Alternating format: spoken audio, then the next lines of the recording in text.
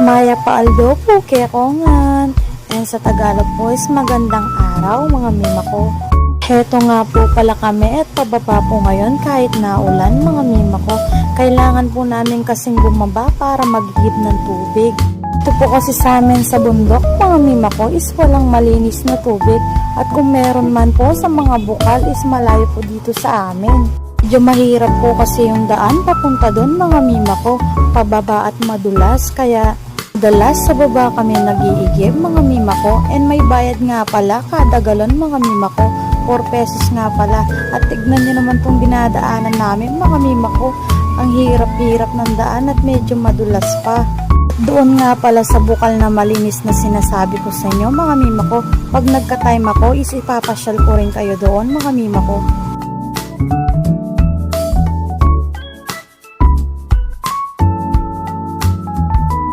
At medyo malayo-layo nga ang pupuntahan natin mga mima ko, mga nasa 45 minutes to 1 hour mga mima ko, depende sa pagdadrive mo mga mima ko.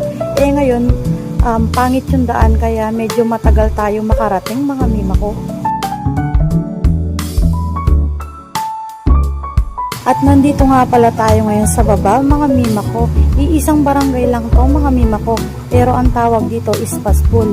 Una siyang madadaanan mga mima ko bago ang Kamyas. And nandito nga pala tayo sa ating pinakamagandang daan ng Kamyas mga mima ko. Kada uulan nga is ganito yung problema dito mga mima ko, yung daan. Meron man maayos na daan, meron din pangit. Kung hindi nga matibay ang motor mo dito mga mima ko is di uubra yung motor mo. Kaya kailangan talaga may tutulak sa'yo mga mima ko.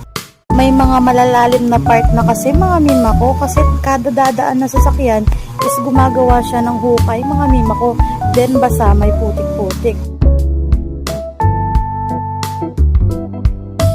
Maliban sa bukal mga mima ko is pwede din dito, kaso sira siya ngayon mga mima ko, kaya kailangan din talagang bumaba. Hindi ko na nga nabidyoan yung pagkakarga namin ng tubig mga mima ko, at pauwi na nga kami dito.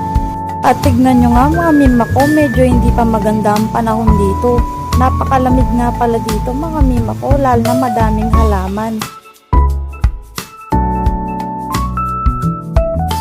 At sa haba na nga ng biyahe, napatulog na nga yung pamangking ko dito mga mima ko. At tignan nyo naman, napakaganda talaga ng view dito sa probinsya mga mima ko.